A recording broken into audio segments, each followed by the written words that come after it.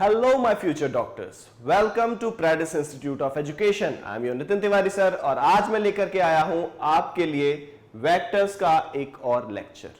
जो लोग हमसे अभी ज्वाइन हैं उन्हें मैं बता दूं कि Pradis Education एक ऐसा ऑनलाइन ई लर्निंग प्लेटफॉर्म है जिसने आपकी नीट 2024 की प्रिपरेशन बिल्कुल फ्री ऑफ कॉस्ट कराने का आपको वादा किया है और इससे पहले से आपको बहुत सारे जो लेक्चर्स हैं, प्रीवियस लेक्चर्स हैं, वो अवेलेबल होते आ रहे हैं। ओके, इंट्रोडक्शन में दोबारा से दे दूं, Pradis एजुकेशन का खुद का एक ई लर्निंग प्लेटफॉर्म है जहां पे हम बहुत ही मिनिमम कॉस्ट में बच्चों को ऑनलाइन एजुकेशन प्रोवाइड कराते हैं। तो इन केस किसी बच्चे को पर्सनल अटेंशन की रिक्वायरमेंट है तो वो इन पैकेजेस पे, जो कि ईयरली पैकेजेस हैं, बहुत ही नॉमिनल है, ये फैसिलिटी को अवेल करा सकता है। हमारा जो ई लर्निंग ऐप है वो आपकी नीट की प्रिपरेशन, जो कि हमने फ्री ऑफ कॉस्ट कराने का वादा किया है, उसमें कैसे हेल्पफुल रहेगा। जब आप हमारा ऐप डाउनलोड करोगे तो फ्री सॉल्यूशन, प्रैक्टिस टेस्ट और वर्कशीट, ये वो चीजें होंगी जो आपको बिल्कुल फ्री ऑफ कॉस्ट वहां पे हमारी तरफ से अवेलेबल करा दी गई हैं और वहां पे आप जाके यूट्यूब पे अपना लेक्चर वॉच करके, वहां पे जाके डीपीपी सॉल्व करके ये देख सकते हैं कि आपकी प्रैक्टिस कहां पे स्टैंड कर रही है। ओके, तो without wasting any time let's start the class. Lecture flow देख लेते हैं। आज का बहुत छोटा सा लेक्चर है अपना। हम क्या क्या आज के लेक्चर में देखने वाले हैं ये हम देख लेते हैं। सबसे पहला जो आज हम डिस्कस करेंगे that is polygon law of vector addition for 2 और more than 2 vectors. Previous class का अगर आपको याद हो कि लास्ट लेक्चर में हमने क्या करा था, वेक्टर एडिशन को स्टार्ट किया था। और लास्ट लेक्चर में जो हमने वेक्टर एडिशन को स्टार्ट किया था तो हमने ट्रायंगल लॉ पढ़ा था, ठीक है ना, 2 वेक्टर्स को ज्वाइन करने के लिए। देन हमने पैरेललोग्राम लॉ पढ़ा, वो भी 2 वेक्टर्स के लिए ज्वाइन करने के लिए। अब अगर किसी पॉइंट पे मोर देन 2 वेक्टर्स अप्लाई हो रहे हों तो फिर उसके वेक्टर एडिशन के क्या तरीके होते हैं। तो 2 तरीके से उनका वेक्टर एडिशन किया जाता है। एक तो with the help of resolution, जो कि हम नेक्स्ट वाले लेक्चर में सीखेंगे, और एक आज का पॉलीगन लॉ के थ्रू भी हम क्या कर सकते हैं, उन वेक्टर का एडिशन कर सकते हैं। देन उसके बाद हम सब्ट्रैक्शन ऑफ वेक्टर्स देखेंगे। एडिशन ऑफ वेक्टर अगर हमने सीख लिया है तो सब्ट्रैक्शन कैसे करना है वेक्टर्स का, ये भी आना बहुत जरूरी है।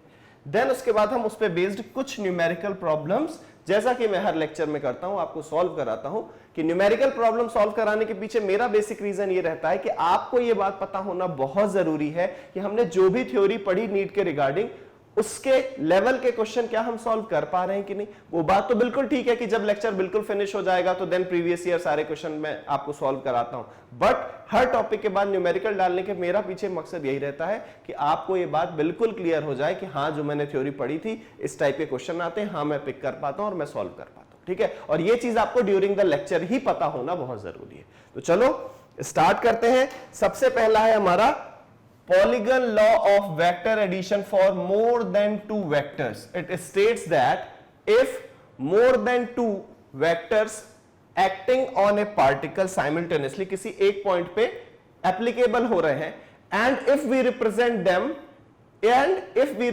them by sides of a polygon, open polygon, then the resultant of that vectors are the closing side of the polygon in opposite order। मतलब जिस ऑर्डर में वो जा रही थी उसके अपोजिट ऑर्डर में क्या होगा, रिजल्टेंट होगा। कहने का मतलब यह है कि किसी पॉइंट पे अगर बहुत सारे वेक्टर्स एप्लीकेबल हो रहे हैं और उन्हें हम किसी ओपन पॉलीगन की साइड्स में रिप्रेजेंट करें, ओपन पॉलीगन मतलब जिसकी एक साइड कम हो, ठीक है ना, ओपन पॉलीगन हम बनाए, एक साइड जिसकी नहीं अवेलेबल है, और देन फिर हम उसकी जो क्लोजिंग साइड ज्वाइन करेंगे वो क्या रहेगा, उन सारे वेक्टर्स का रिजल्टेंट होगा। बट ट्रायंगल लॉ की तरह ही आपको ध्यान रखना है कि जो बाकी साइड्स हैं वो हम सेम ऑर्डर में बनाएंगे, और ये जो क्लोजिंग साइड होगी इसका डायरेक्शन क्या होगा, उल्टा होगा, अपोजिट इन ऑर्डर होगी, ठीक है। अपने नोट्स के लिए आप नोट कर लो। It states that if number of vectors acting on a particle at the same time are represented in magnitude and direction by a various side of an open polygon taken in the same order, then their resultant is represented in magnitude and direction by the closing side of the polygon taken in opposite order। ये important चीज है कि हमेशा कैसा रहेगा, opposite order में। For example ये हमारे पास यहाँ पे बहुत सारे वेक्टर्स थे।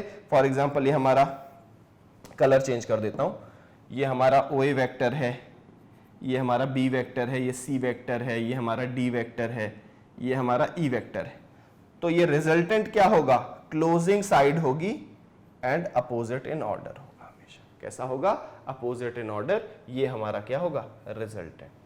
This is our resultant, always remember. ठीक है, नोट कर लो जल्दी से।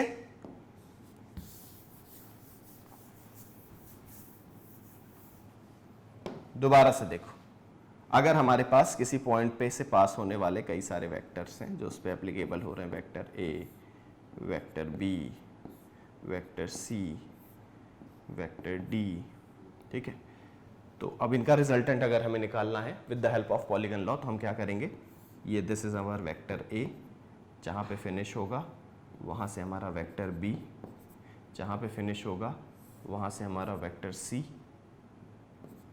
जहाँ पे फिनिश होगा वहाँ से हमारा वेक्टर डी। अब ये ओपन पॉलीगन हमने बनाया, अब इस पॉइंट को इस पॉइंट से हम ज्वाइन कराएंगे and this represent our resultant and opposite in order. हमेशा याद रखना कि इसका ऑर्डर कैसा होगा, हमेशा अपोजिट होगा। ठीक है, तो अब ये चीज सर हमें बिल्कुल अच्छे से क्लियर हो गई और हमने एक बार पॉज करके वीडियो से नोट भी कर लिया है। अब अगर ऐसा कर लिया है तो देन सम पॉइंट्स, कुछ पॉइंट्स हैं आपको जो बहुत ज्यादा आपको ध्यान रखने हैं। कौन कौन से, resultant of two vector is always located in their common plane. जो रिजल्टेंट होगा किसी भी दो वेक्टर का, वो हमेशा उनके कॉमन प्लेन पे ही क्या किया जाएगा, रिप्रेजेंट किया जाएगा। प्लेन से इधर से उधर नहीं चला जाएगा। अगर एक्स वाई प्लेन है तो एक्स वाई प्लेन पे, वाई जेड प्लेन पे है तो वाई जेड प्लेन पे, जेड एक्स प्लेन पे है तो जेड एक्स प्लेन पे, जिस प्लेन पे होगा उसी पे किया जाएगा। दूसरा, जो वेक्टर एडिशन होता है वो कम्यूटेटिव लॉ को फॉलो करता है। मतलब if we have two vector A and B, then a plus B is always equals to b plus A होगा। ठीक है, ये हमेशा किसको फॉलो करेगा, कम्यूटेटिव लॉ को फॉलो करेगा। सेम वेक्टर एडिशन जो है बेटा वो एसोसिएटिव लॉ को भी फॉलो करता है। Associative law means if we have three vector a b and c, then a plus in bracket b plus c is always equals to a plus b plus c, और ये addition के लिए। Okay, then the very important जो आपको ध्यान रखना है, if vector are unequal magnitude then minimum 3 coplanar vectors are required for zero resultant. अगर हमें रिजल्टेंट को जीरो बनाना है, ठीक है ना, तो क्या रिक्वायरमेंट होगी, इफ वेक्टर्स आर अनइक्वल। अगर अनइक्वल वेक्टर्स हैं तो मिनिमम आपको क्या चाहिए रहेंगे, 3 वेक्टर्स की रिक्वायरमेंट होगी, तभी रिजल्टेंट उनका क्या कर पाओगे, आप जीरो कर पाओगे। अदरवाइज इट इज इम्पॉसिबल कि आपका उसका रिजल्टेंट जीरो हो जाए। नोट कर लो जल्दी से, इसको नोट कर लिया सर हमने। अब अगर इसको जब नोट कर लिया है तो इस क्वेश्चन को हम सॉल्व करने की कोशिश करते हैं। ठीक है, अब यहां पे एक चीज मैं आपको और बता दूं कि अब हम फाइंड किया करेंगे रिजल्टेंट, और ये बहुत इंपॉर्टेंट चीज है, पूरे फिजिक्स में यूज होने वाली। तो मैं आपको बता दूं कि जब भी वेक्टर्स का हमें रिजल्टेंट फाइंड करना है, जब भी वेक्टर्स का हमें रिजल्टेंट फाइंड करना है और उनके for example x y plane पे वो बने हुए हैं, एक्स वाई प्लेन पे वो बने हुए हैं, ठीक है। अब एक्स एक्सिस में कोई वेक्टर गिवन है, वाई एक्सिस में कोई वेक्टर गिवन है, फिर एक्स एक्सिस में कोई वेक्टर गिवन है, वाई एक्सिस पे कोई भी वेक्टर गिवन है। जैसा ये क्वेश्चन में आपको कंडीशन दिख रही है कि जैसा ये तो इंक्लाइंड है, ये थीटा डिग्री से इंक्लाइंड है, ओके, देन ये एक्स एक्सिस पे है, देन ये वाई एक्सिस पे। अब इनका रिजल्टेंट आप कैसे फाइंड करोगे, तो सबसे पहले आपको क्या करना पड़ेगा कि एक्स एक्सिस पे जितने भी वेक्टर गिवन है उनका सम निकाल लो, देन वाई एक्सिस पे जितने भी वेक्टर है उनका सम निकाल लो, और देन फिर उसके बाद उसका रिजल्टेंट कैलकुलेट होगा। कैसे कैलकुलेट होगा मैं करके दिखाता हूं तुम्हें, देखना। यहां पे क्वेश्चन कह रहा है, क्वेश्चन वांट्स टू से find the resultant of 3 vectors direction shown in the figure. और यहां पे फिगर में गिवन है, फिगर में ये गिवन है कि सर ये है एक्स एक्सिस और वाई एक्सिस आपकी, this is your x axis, this is your y axis. ये यहां पे इस डायरेक्शन में एक वेक्टर है जिसका मैग्नीट्यूड है 5√2 मीटर। देन यहां से सर इस डायरेक्शन में एक वेक्टर है आपका 1 मीटर का, देन इस डायरेक्शन में आपका रिजल्टेंट है एक वेक्टर है एक 3 मीटर का। ये जो एंगल गिवन है ये 45 डिग्री गिवन है। अब एक चीज आपको और पता करना जरूरी है कि जब भी कोई वेक्टर कोई भी वेक्टर क्वांटिटी अगर हॉरिजेंटल या वर्टिकल से इंक्लाइंड है तो हमेशा उसके दो कंपोनेंट बनेंगे, टू कंपोनेंट्स।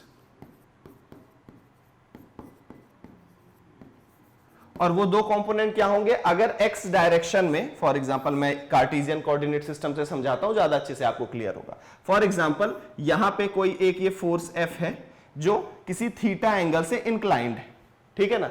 अब अगर आज के बाद हमेशा याद रखना कि कोई भी वेक्टर क्वांटिटी अगर आपको इंक्लाइंड मिल गई, अगर हॉरिजॉन्टल डायरेक्शन में कोई दिक्कत की बात नहीं, उसकी वैल्यू वही रहेगी, वर्टिकल डायरेक्शन में डायरेक्ट है तो उसकी वैल्यू वही रहेगी। बट अगर वो इंक्लाइंड है, तो x एक्सिस और y एक्सिस पे उसकी वैल्यूज क्या होंगी, अलग अलग होंगी। कैसे होंगी वो हम रिजोल्यूशन के थ्रू निकालते हैं। देखो कैसे करते हैं, हम इसको यहां से ऐसे ज्वाइन करा लेते हैं। Let us assume this point is a, this point is b, this point is o. Now in triangle AOB, अब इस ट्रायंगल की हम बात करें। इस ट्रायंगल में अगर मैं आपसे पूछूं कि बेटा साइन थीटा की वैल्यू बताओ, तो आप साइन थीटा की वैल्यू पता है आपको कि परपेंडिकुलर अपॉन हाइपोटेन्यूज होती है। परपेंडिकुलर है आपका AB और हाइपोटेन्यूज क्या है आपका OA। तो यहां से अगर मैं आपसे AB की वैल्यू पूछूं तो आप मेरे को बोलोगे सर OA साइन थीटा होती है, यही बताओगे, OA साइन थीटा होती है सर। OA यहां पे क्या है, F means F sine theta, like this. Same मैं आपसे पूछूं कि बेटा कॉस थीटा की वैल्यू क्या होगी इस ट्रायंगल में, तो आपको कॉस थीटा के लिए पता है सर, कॉस थीटा होता है base upon hypotenuse. Base is our OB और हाइपोटेन्यूज क्या है सर, हाइपोटेन्यूज है सर OA। तो यहां पे सर ने अगेन OA लिख दिया। अब OB की वैल्यू क्या मिल गई हमें, OA cos थीटा। OA क्या है हमारा बच्चों, OA इज अवर F, तो यहां से आ गया F cos थीटा। बच्चे जिंदगी भर याद करते रह जाते हैं, हॉरिजॉन्टल कंपोनेंट है तो F cos theta, vertical component है तो F sin थीटा। और ये बिल्कुल गलत चीज है, मत याद करना, गलत कर दोगे। अगर याद रखना है तो इस चीज से याद रखो। आपको ये चीज तो क्लियर हो गई कि रिजोल्यूशन जब होगा तो एक कंपोनेंट बनेगा cos थीटा के साथ और एक कंपोनेंट बनेगा sin थीटा के साथ, एक बनेगा cos थीटा के साथ, एक बनेगा sin थीटा के साथ। ये चीज तो आपको क्लियर हो गई। अब सर कौन सा वाला sin होगा और कौन सा वाला cos होगा, ये आपको कैसे पता चलेगा, ठीक है ना। अब sin और cos पता करने के लिए आपको ध्यान ये रखना है कि ये जो थीटा एंगल है, ये जो थीटा एंगल है, ये एक्चुअल में बन किसके साथ रहा है। अगर थीटा हॉरिजॉन्टल के साथ बन रहा है तो हॉरिजॉन्टल कंपोनेंट cos थीटा के साथ जाएगा। अगर थीटा यहां की जगह अगर कुछ ऐसा गिवन होता, ये वाला एंगल थीटा दिया रहता, तब हम इसको ऐसे ज्वाइन कराते। तब थीटा क्योंकि वर्टिकल के साथ बन रहा है तो वर्टिकल कंपोनेंट होता आपका F cos थीटा और हॉरिजॉन्टल कंपोनेंट हो जाता F sin थीटा। तो ये कभी मत याद रखना कि हॉरिजॉन्टल कंपोनेंट है तो cos थीटा जाएगा, वर्टिकल कंपोनेंट है तो sin थीटा जाएगा, नहीं। थीटा एंगल जो इंक्लिनेशन है वो जिस एक्सिस के साथ बनेगा वो वाली एक्सिस हमेशा cos थीटा होगी, ठीक है। अब यहां पे हॉरिजॉन्टल के साथ बन रहा था तो ये क्या हो गया हमारा F cos थीटा और ये हमारा क्या है F sin थीटा। अब अगर AB ये F sin थीटा है तो यहां पे भी ये F sin थीटा ही होगा, क्यों, ये इसको ज्वाइन करा दिया। ये डिस्टेंस भी क्या होगी F sin थीटा। तो vertical component F sin theta, horizontal component F cos theta. तो आज के बाद कहीं पे भी आपको कोई भी वेक्टर क्वांटिटी अगर इंक्लाइंड दिख जाए तो डायरेक्ट इसको एप्लीकेबल कर देना है। प्लीज नोट डाउन कर लो, जल्दी से पॉज करके नोट कर लो। कर लिया सर नोट हमने। अब आ जाते हैं दोबारा से हम अपने क्वेश्चन पे। देखो तुमको लग रहा होगा ये छोटा सा क्वेश्चन सॉल्व नहीं कराया, पता नहीं क्या सिखाने लग गया बीच में।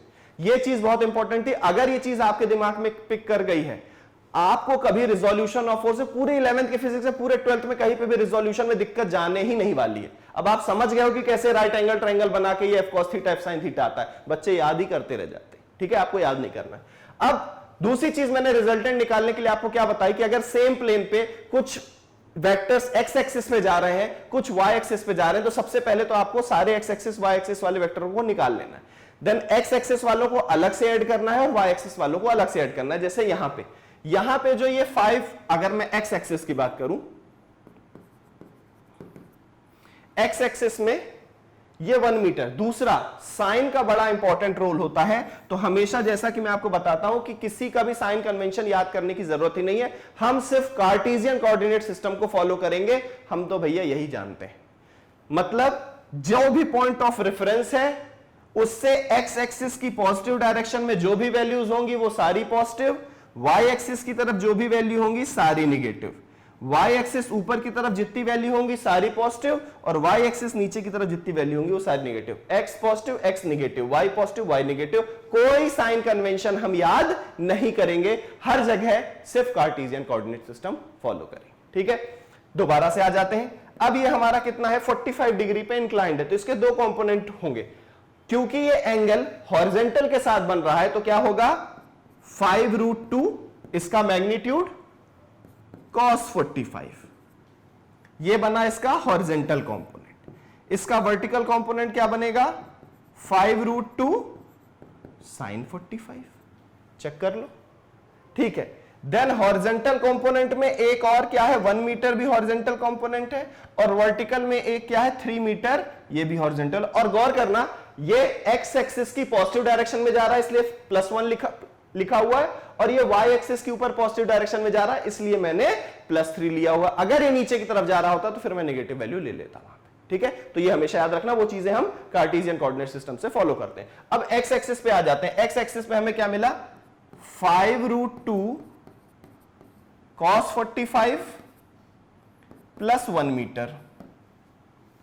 तो यहां से हो गया 5√2 cos 45 की वैल्यू 1/√2 प्लस 1, √2 कैंसिल, 5 + 1 6, तो ये 6 मीटर मिल गया मुझे x एक्सिस पे वेक्टर। ठीक है, y एक्सिस की बात कर लेता हूं। y एक्सिस में वेक्टर्स का सम मुझे मिला 5√2 sin 45 प्लस 3। अगेन sin 45 की वैल्यू भी 1/√2, √2 कैंसिल, 5 + 3 इज 8 मीटर। अब मैं इसको यहां बना लेता हूं। ये मिला मुझे रिजल्टेंट, ये मिला मुझे रिजल्टेंट, ये रिजल्टेंट का डायरेक्शन होगा, इनका रिजल्टेंट इस तरफ जाएगा। रिजल्टेंट का इंक्लिनेशन कितना है, थीटा डिग्री पे। रिजल्टेंट का इंक्लिनेशन क्या है, थीटा डिग्री पे। अब इस रिजल्टेंट को हम निकालेंगे कैसे। रिजल्टेंट हमेशा निकलता है बेटा पाइथागोरस थ्योरम से ही। अगर इस r की वैल्यू में यहां a लिख देता हूं, यहां मैं b लिख देता हूं, यहां पे मैं c लिख देता हूं। अगर आपसे कोई बोले कि ac की वैल्यू कैलकुलेट करके दिखाओ तो आप पाइथागोरस थ्योरम लगा दोगे। आप बोलोगे सर ac का स्क्वायर होता है ab का स्क्वायर प्लस bc का स्क्वायर। इतनी इजी सी चीज। तो यहां से ac की वैल्यू निकल आती है सर √ab² प्लस bc²। यही निकलता है, यही निकलता है। अब यहां ac क्या है, r रिजल्टेंट, AB क्या है, हॉरिजॉन्टल कंपोनेंट, तो हॉरिजॉन्टल कंपोनेंट का स्क्वायर प्लस BC क्या है, सॉरी BC है हॉरिजॉन्टल, AB क्या है वर्टिकल, तो वर्टिकल कंपोनेंट का स्क्वायर प्लस हॉरिजॉन्टल कंपोनेंट का स्क्वायर। तो आज के बाद याद रखना resultant equals to summation of h का square plus summation of v का स्क्वायर। और ये भी क्यों लिखते हैं, इसी राइट एंगल ट्रायंगल की वजह से लिखते हैं। बच्चों को लगता है पता नहीं, फॉर्मूला याद करा दिया गया हमें, resultant equals to √ summation of h² plus summation of v², ये यहां से आता है। ठीक है, नोट कर लो इसको। अब इसके बाद हम रिजल्टेंट यहां से फाइंड कर लेंगे। Resultant equals to summation of h, this is summation of h, this is summation of y। Summation of h means सारे हॉरिजॉन्टल कंपोनेंट्स का sum, summation of y means सारे वर्टिकल कंपोनेंट्स का sum. तो ये कितना है 6 स्क्वायर प्लस 8 स्क्वायर, 6 6 जा 36, 8 8 जा 64। रिजल्टेंट कितना आ गया हमारा, रिजल्टेंट इज अवर 100 आ जाएगा तो 10 बाहर आ जाएगा, 10 meter, this is our resultant. Okay, clear है। अब यहां से हमें पता करना है कि थीटा का इंक्लिनेशन कितना है। तो tan थीटा की वैल्यू होगी, यह है y और यह है x, tan theta equals to y upon x। तो पुट कर देते हैं यहां पे tan theta equals to summation of y कितना दिया हुआ है 8 अपॉन x कितना है 6, 2 3 जा 6, 2 4 जा 8, 2 1 जा 2, 2 2 जा 4।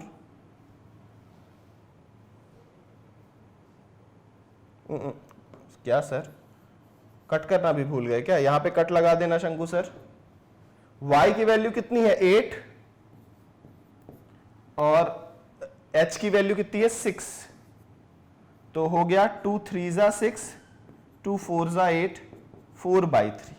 तो यहां से थीटा की वैल्यू आ जाएगी tan इनवर्स 4/3।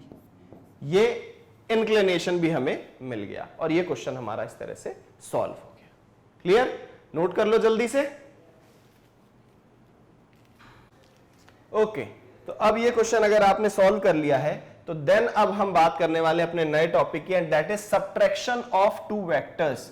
तो दो वेक्टर्स का आप सब्ट्रैक्शन कैसे करोगे? सबसे पहले तो ये जानना बहुत जरूरी है कि दो वेक्टर्स के सब्ट्रैक्शन से आखिरकार हम समझते क्या है, कि दो वेक्टर का सब्ट्रैक्शन हम क्या बोलेंगे। तो बेटा दो वेक्टर का सब्ट्रैक्शन का मतलब ये होता है नेगेटिव, किसी भी वेक्टर का, पहली बात तो नेगेटिव की बात समझो, किसी भी वेक्टर का नेगेटिव। फॉर एग्जांपल हमारे पास एक वेक्टर ए है, इसका नेगेटिव वेक्टर मैंने आपको क्या सिखाया? नेगेटिव वेक्टर क्या होगा? सेम वेक्टर जिसका मैग्नीट्यूड बिल्कुल सेम होगा बट अपोजिट इन डायरेक्शन होगा। -a का मतलब होता है opposite in the direction of vector a. What? Opposite in the direction of vector a. तो a minus b vector, for example एक वेक्टर a है एक वेक्टर b है और उन दोनों का हमें सब्ट्रैक्शन करना है, तो एक्चुअल में इसका मतलब होता है a प्लस माइनस बी। हम लिखते जरूर है a माइनस बी, बट उसका एक्चुअल मतलब होता है a plus minus b. Okay, और माइनस बी कौन सा वेक्टर होगा? बी वेक्टर के अपोजिट डायरेक्शन में जो वेक्टर होगा वो माइनस बी वेक्टर होगा, और उनका रिजल्टेंट अगर हमने कैलकुलेट करके दिखा दिया, इट मींस कि हमने a माइनस बी की वैल्यू कैलकुलेट करके दिखा दी। अब नोट्स में तुम लिख लो, negative of a vector minus a is a vector of same magnitude as a vector a but pointing in the direction opposite to that of a. Okay, a minus b can be written as a plus minus b or a minus b, really the vector addition of a and minus b. ये actual में क्या होता है? होता vector addition है। जो formula अभी हम यूज करेंगे ना, तो वो वेक्टर एडिशन का ही यूज करेंगे, बट b की जगह पे हम माइनस बी पुट करेंगे, इसीलिए मैंने इसको अलग करके लिख दिया है a प्लस माइनस बी। अब ये पैरेललोग्राम लॉ इसमें लग जाएगा बड़े आराम से। वहां पे जहां हमें बी पुट करना था मैग्नीट्यूड की जगह पे, मैग्नीट्यूड तो सेम ही होता है, बस डायरेक्शन ही तो उल्टा होता है। ठीक है, तो जब डायरेक्शन की बात आएगी वहां पे हम देख लेंगे कि कैसे डायरेक्शन की बात हो रही है। अब ध्यान देना, जो इंपॉर्टेंट चीज है इसमें, इंपॉर्टेंट चीज ये है, suppose the angle between two vector A and b is theta. ऐसा हमने सपोज किया कि दो वेक्टर हैं, ये है हमारा वेक्टर ए और ये है हमारा वेक्टर बी। ये है हमारा वेक्टर ए और ये है हमारा वेक्टर बी। अब क्या है? इनके बीच का एंगल है थीटा। अब वो वेक्टर ए हमने रिप्रेजेंट कर रखा है यहां पर, वो वेक्टर ए हमने रिप्रेजेंट किया यहां पे। अब वो कह रहे हैं A plus minus B, B vector इस डायरेक्शन में, तो माइनस बी क्या होगा उसके अपोजिट डायरेक्शन में। तो हमने बना दिया भैया, ये लो, ये है हमारा माइनस बी। बी किस डायरेक्शन में था? इस डायरेक्शन में था, और ए और बी के बीच का एंगल क्या था? थीटा। ये टोटल है 180, इतना एंगल थीटा था। तो अब ए और माइनस बी के बीच का एंगल कितना हो जाएगा? 180 माइनस थीटा हो जाएगा। कितना हो जाएगा? 180 माइनस थीटा हो जाएगा। अब कुछ नहीं करना, सेम जो पैरेललोग्राम लॉ हमें पता है उसके वेक्टर एडिशन का फॉर्मूला हम एप्लीकेबल कर देंगे। रिजल्टेंट क्या होगा? A minus B. A minus B is our resultant. Okay, और उसको हम कैसे निकालेंगे? ए माइनस बी को, ये इसको हमने इधर ज्वाइन करा दिया, ये इसको हमने ज्वाइन करा दिया, बन गया एक पैरेललोग्राम। रिजल्टेंट क्या होगा? ये होगा रिजल्टेंट, ये बनेगा रिजल्टेंट, और पैरेललोग्राम लॉ अब हमने एप्लीकेबल कर दिया। क्योंकि हम मैग्नीट्यूड की बात कर रहे हैं तो हम माइनस साइन नहीं लिया है, तो ये हो गया हमारा A square plus B square plus 2ab cos theta होता है, बट यहां पे एंगल क्या है? 180 माइनस थीटा। और हमें पता है कि cos 180 माइनस थीटा क्या होता है? सर cos 180 माइनस थीटा होता है माइनस cos थीटा। तो इसीलिए ये वाला टर्म हो गया r equals to a square plus B square minus 2ab cos theta, like this. अब इसके बाद एक एंगल अल्फा दिया हुआ है, एक एंगल बीटा दिया हुआ है। इन एंगल्स को भी, जिन लोगों ने पुराना लेक्चर नहीं देखा हुआ है, कौन सा वाला, इससे पहले वाला जहां पे मैंने पैरेललोग्राम लॉ बताया था, वहां पे मैंने अल्फा बीटा भी दिखाया था आपको निकाल के, ठीक है। तो ये फॉर्मूला हमने वहां वाला पुट कर दिया और ये वैल्यू मिल गई हमें tan अल्फा की b sin theta upon a minus b cos theta, और tan बीटा की वैल्यू मिल गई a sin theta upon b minus a cos theta. तो ये वैल्यू हमने वहीं से कैलकुलेट करी हुई है, जिनको समझ में आ गया ठीक है। इन केस, क्योंकि मैं रेफरेंस दे रहा हूं इसलिए कि जिससे आप पिछला वाला वीडियो भी देख लो, इन केस यहां पे अगर ये क्लियर नहीं हो रहा तो कमेंट बॉक्स में मुझे कमेंट देना, मैं वहां पे आपको दोबारा से समझाऊंगा कि एक्चुअल में आया कैसे, ठीक है। तो यहां से हमने tan अल्फा और tan बीटा की वैल्यूज भी कैलकुलेट कर दी, और इस तरह से करके हम क्या कर सकते हैं, सब्ट्रैक्शन को भी कैलकुलेट कर सकते हैं किन्हीं भी दो वेक्टर्स का। हमें हमेशा माइंड में ध्यान रखना है कि subtraction of a minus b means a plus minus b of vector, और ऐसे करके हम parallelogram law of vector addition लगा के बड़े आराम से कैलकुलेट कर सकते हैं, ठीक है। जल्दी से पॉज करके नोट कर लो। अब जब नोट कर लिया है तो उसके बाद हम कुछ स्पेशल केसेस के बारे में अब स्टडी करेंगे वन बाय वन। सबसे पहला जो हमारा स्पेशल केस है वो ये बोलता है, if two vectors have same equal magnitude, अगर दो वेक्टर्स ऐसे हों जिनका मैग्नीट्यूड क्या हो बच्चों, सेम हो। मैग्नीट्यूड सेम होने का मतलब है a vector mod of a vector mod of b vector is equals to a। अगर ऐसी कंडीशन आ जाए कि दोनों का मैग्नीट्यूड क्या हो जाए, सेम हो जाए, उस कंडीशन में a माइनस b क्या होगा, सेम फॉर्मूला। हमें क्या पता है, a square plus B square minus 2ab cos theta, अभी हमने निकाला, ये निकाला हमने a square plus B square minus 2ab cos theta. अब वो हमसे ये कह रहे हैं कि भाई ये a और b आपस में क्या हो जाए, इक्वल हो जाए। अगर इक्वल हो जाएंगे तो हमें क्या दिक्कत है, हम पुट कर देंगे a square plus a square plus 2a square cos theta. यहां से हमें मिल जाएगा 2a square plus 2a square cos theta. 2a square हम कॉमन निकाल लेते हैं तो हमें क्या मिल जाएगा, 1 प्लस cos थीटा। और 1 प्लस cos थीटा की वैल्यू क्या होती है, 1 प्लस cos थीटा की वैल्यू होती है 2a sine square theta by 2। ये वैल्यू होती है 2a square, sorry 2a square नहीं भाई, 2a सिर्फ, 2 sine square theta by 2। 1 plus cos theta की वैल्यू होती है 2 साइन स्क्वायर थीटा बाई 2। अब यहां से क्या हो जाएगा, ये 2 2 4 हो जाएगा। नेक्स्ट स्टेप में ये 2 into 2 4 a square sine square theta by 2। 4 का 2 बाहर आ जाएगा, a स्क्वायर का a बाहर आ जाएगा, साइन स्क्वायर थीटा बाई 2 का साइन थीटा बाई 2 आ जाएगा। तो ये वैल्यू आ जाएगी किसकी, a माइनस बी की उस केस में। तो अगर कभी भी कहीं पे कोई केस आपको ऐसा दिखे कि दोनों वेक्टर्स का जो मैग्नीट्यूड है वो सेम दिखे, तो इस फॉर्मूले पे जाने की जगह अगर आपको ये याद है 2a साइन थीटा बाई 2, तो डायरेक्ट आप पुट करके क्या निकाल लोगे, आंसर निकाल लोगे, ठीक है।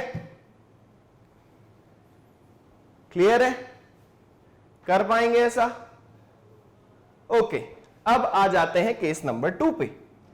केस नंबर 2 ये बोलता है, if two vectors are such that their sum and their difference have equal magnitude. अगर दो वेक्टर इस टाइप से हो कि उनके सम और उनका सब्ट्रैक्शन दोनों का मैग्नीट्यूड अगर सेम हो जाए बेटा, then the angle between the given vectors is 90 degree. उस केस में क्या होगा, उस केस में यह होगा कि a plus b equals to a minus b, ये हो जाए अगर, तो cos थीटा की वैल्यू क्या हो जाएगी 0, क्योंकि थीटा यहां पे क्या है 90 डिग्री। ओके, ऐसे केस में ये कंडीशन हो जाएगी। अब सेम इसी में जो हमने बोला कि अगर a plus b equals to a minus b है, इसका मतलब क्या होता है, if a plus B is equals to a minus b, बेटा तो हमेशा याद रखना, इट मींस कि यहां ये जो वेक्टर b है ना, ये नल वेक्टर है। ये क्या है, नल वेक्टर है। क्यों नल वेक्टर है, a plus b equals to a minus b का मतलब ये होता है कि इसमें a में ऐड करने का भी कोई फर्क नहीं पड़ रहा और a से उस वैल्यू को माइनस करने का। अगर कोई वैल्यू ऐसी लिखी हुई है 2 माइनस 0 इक्वल्स टू 2 माइनस 0, तभी ये चीज इक्वल होगी। इट मींस कि दोनों जगह पे ना तो ऐड करने पे कोई फर्क पड़ रहा है ना तो सब्ट्रैक्ट करने पे कोई फर्क पड़ रहा है, दोनों जगह वैल्यूज कैसी हैं, सेम है। इट मींस क्या है कि ये जो b क्या होगा वो 0 ही होगा, क्योंकि अगर 0 के अलावा कोई भी वैल्यू होती तो इन वैल्यूज को चेंज कर देंगी। ठीक है, इट मींस कि ये जो वेक्टर b है ये कैसा है बेटा, नल वेक्टर है। b की वैल्यू क्या है, 0 है। नोट कर लो। ठीक है, अब ये सारी चीजें, सारे केसेस आपने देख लिए हैं। अब अगर ये केस आपने देख लिए तो एक चीज हमेशा याद रखना बेटा, कुछ इंपॉर्टेंट पॉइंट्स हैं सब्ट्रैक्शन के बारे में। जैसे मैंने एडिशन के बारे में आपको इंपॉर्टेंट पॉइंट बताए थे, वैसे ही सब्ट्रैक्शन के बारे में इंपॉर्टेंट पॉइंट याद रखना। वो ये बोलते हैं the vector subtraction does not follow the commutative law, मतलब a माइनस बी कभी भी b माइनस a के इक्वल नहीं होगा। याद कर लो, a माइनस बी कभी भी b माइनस a के इक्वल नहीं होगा बेटा।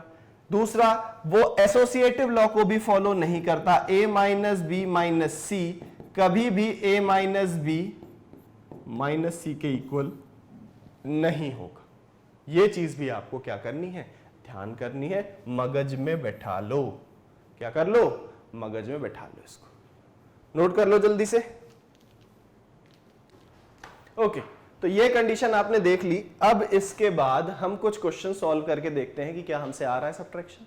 Question said find the subtraction of vector a and vector b as shown in figure, also find the direction of subtraction vector given a equals to 4 unit and b equals to 3 unit. तो vector a और vector b की आपको value भी दी हुई है, उन दोनों के बीच का एंगल भी आपको दिया है। तो सब्ट्रैक्शन ऑफ टू वेक्टर का फॉर्मूला अभी आपने क्या सीखा, resultant of the subtraction a minus b. आपने क्या देखा, आपने देखा कि sir a square plus B square minus 2ab cos theta है। सर वैल्यूज पुट कर देते हैं उठा के, a की वैल्यू है 4 स्क्वायर प्लस b की वैल्यू क्या है 3 स्क्वायर माइनस, प्लस क्यों लगा रहा हूं मैं, माइनस 2 इंटू 4 इंटू 3 और कॉस थीटा की वैल्यू दी हुई है 60, तो कॉस 60 पुट कर दिया।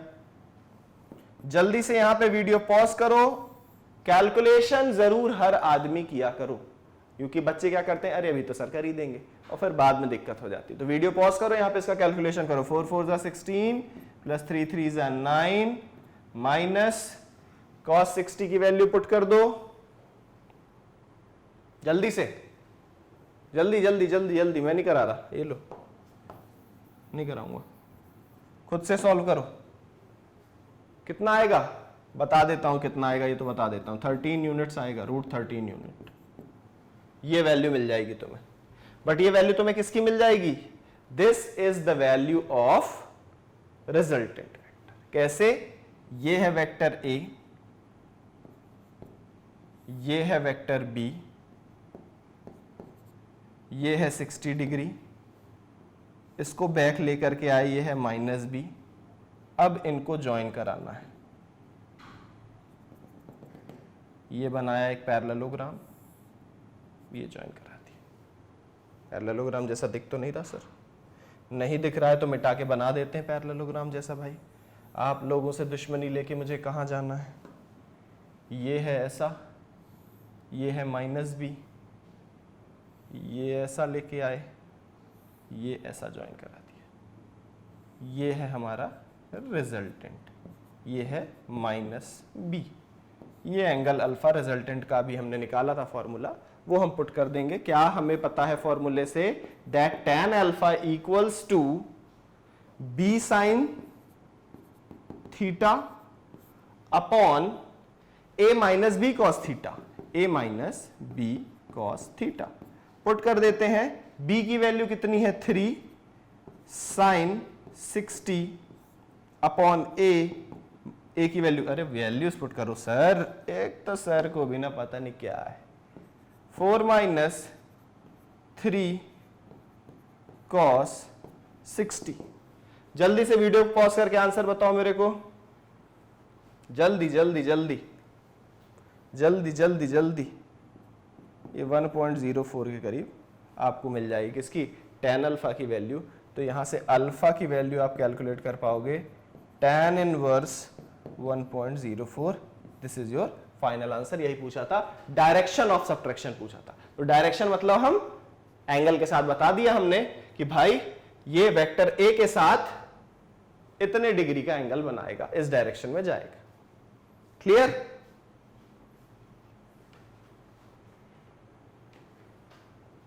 नोट कर लो जल्दी से। अब अगर ये क्वेश्चन भी हमसे आ गया है तो हम नेक्स्ट क्वेश्चन सॉल्व करते हैं। Obtain the magnitude of 2a minus 3b if a equals to i cap plus j cap minus 2k cap and b equals to 2i cap minus j cap plus k cap. ठीक है, अब इन questions को भी हमें solve करके दिखाना है। कैसे सॉल्व करेंगे sir? 2a minus 3b calculate करेंगे।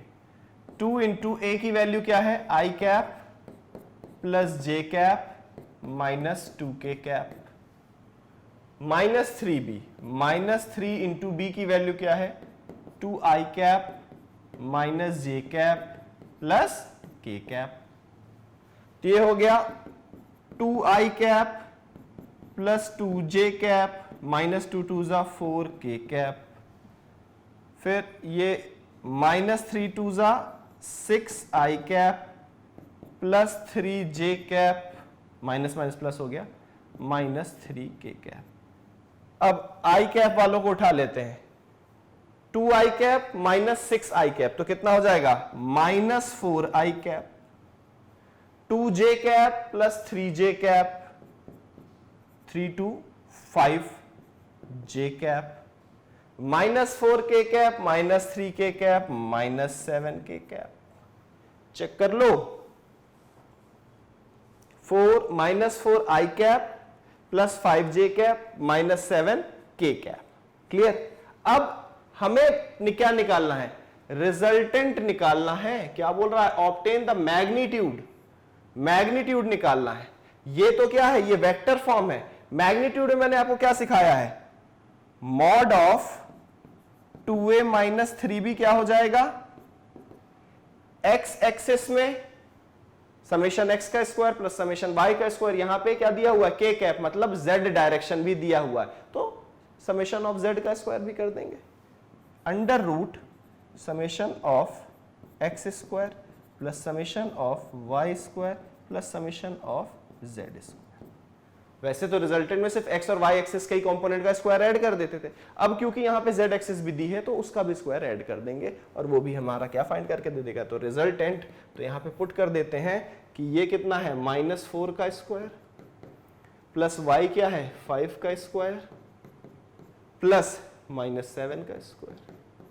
तो ये हो गया 4 4 जा 16 प्लस 5 5 जा 25 प्लस 7 7 जा 49।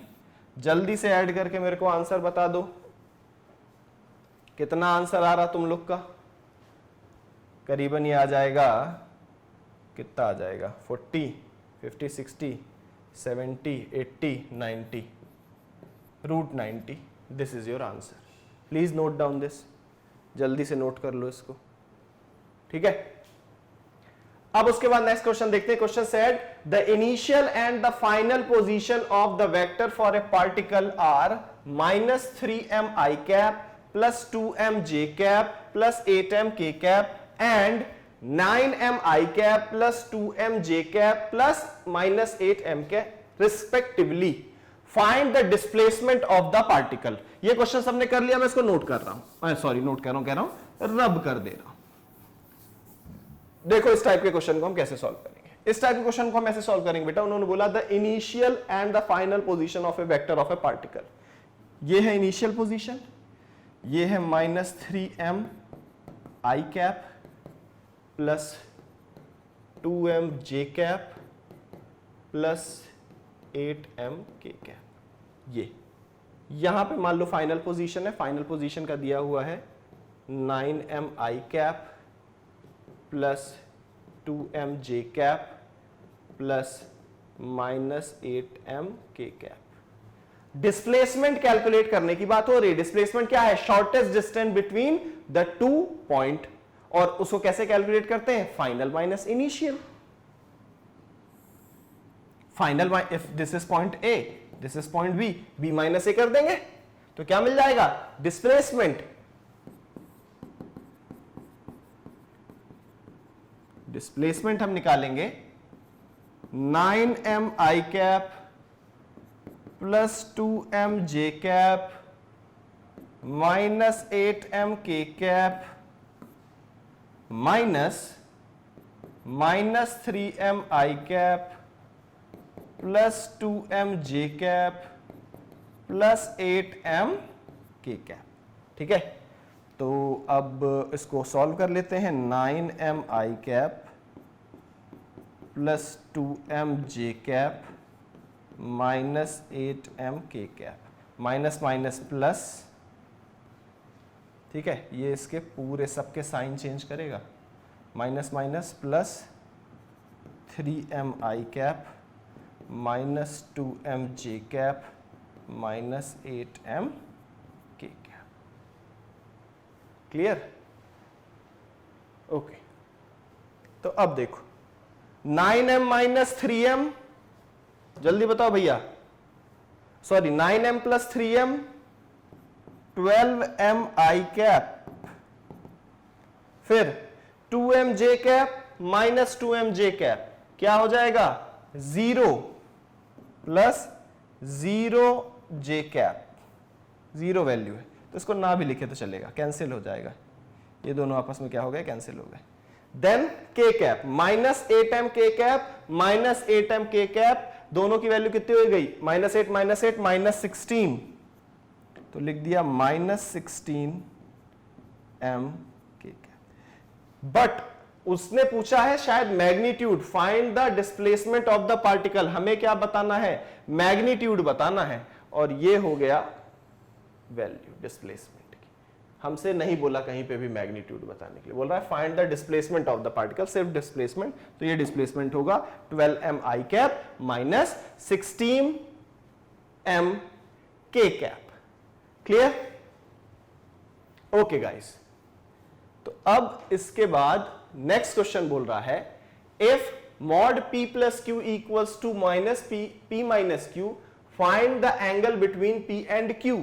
तो p और q के बीच का क्या फाइंड करिए? एंगल फाइंड करिए।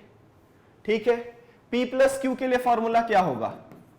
हमने पैरेललोग्राम लॉ से सीखा हुआ है कि अगर दो का एडिशन हो रहा है तो वो फॉर्मूला होता है p square plus q square plus 2pq cos theta. p minus q क्या होता है बच्चों? तुमको लग रहा होगा इतने इजी इजी क्वेश्चन सॉल्व करा रहे हैं, ऐसा नीट में थोड़ी आता है। बेटा प्रैक्टिस करोगे जब आप कॉन्सेप्ट, ये क्वेश्चन करा इसीलिए रहा हूं जिससे थ्योरी माइंड में सेट हो जाए, और एक बार जब ये सेट होगी तो जब अपन अभी सॉल्व करने जाएंगे ना क्वेश्चन, तो आप एकदम फोड़ के रख दोगे।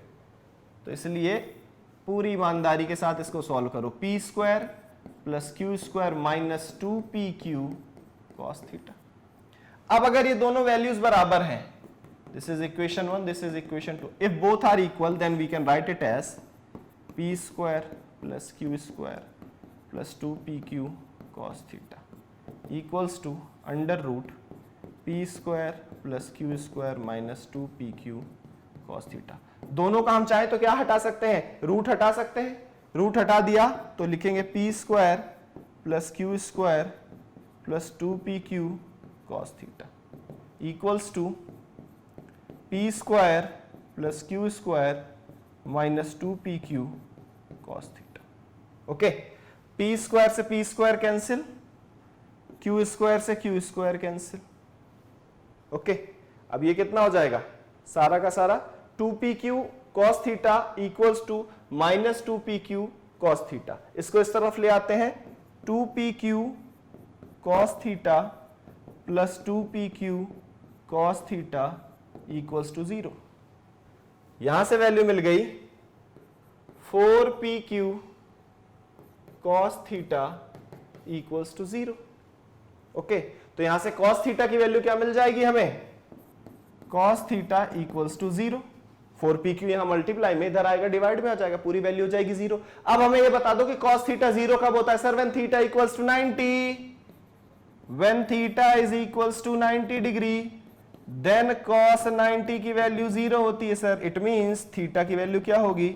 90 डिग्री। और यही हमसे पूछा गया था। क्या पूछा गया था? Find the angle between P and Q। So the angle between P and Q is 90 degree sir. दोनों के बीच का एंगल क्या होगा? 90 डिग्री होगा। क्लियर? तो ये रहा हमारा आज का सेशन। होपफुली आपको पसंद आया होगा। इन केस अगर आपको लेक्चर पसंद आते हैं या कुछ चेंजेस आप चाहते हैं तो प्लीज कमेंट करके बताएं। और अगर आपको पसंद आता है तो प्लीज लाइक, शेयर और सब्सक्राइब करें, जिससे आपके अदर फ्रेंड्स को और पहचान वालों को भी पता चले कि प्रायोरिटीज एजुकेशन ने एक ऐसा इनिशिएटिव लिया है जिसमें हम बिल्कुल फ्री ऑफ कॉस्ट आपकी नीट की प्रिपरेशन करा रहे हैं। Okay, so this is done for today. Rest we will discuss in next session. Okay, bye बच्चा।